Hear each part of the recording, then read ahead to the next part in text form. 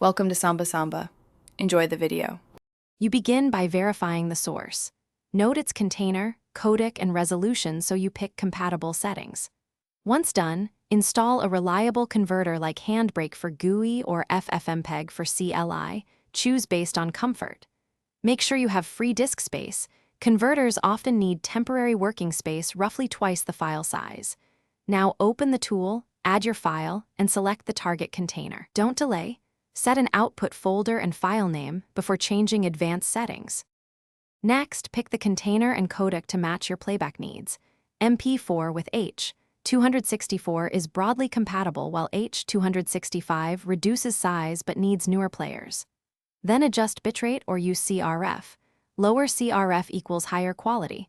Try CRF 1823 for H.264.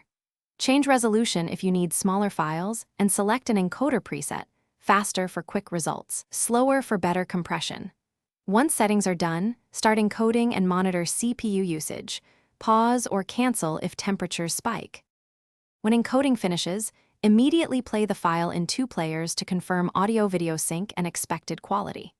If you find artifacts or sync drift, re-encode with a different codec or container, sometimes switching from MKV to MP4 or reducing parallel threads fixes issues.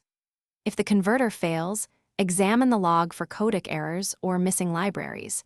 Reinstall codecs or the app if needed. One key tip: try a short test clip before full conversion to save time and isolate.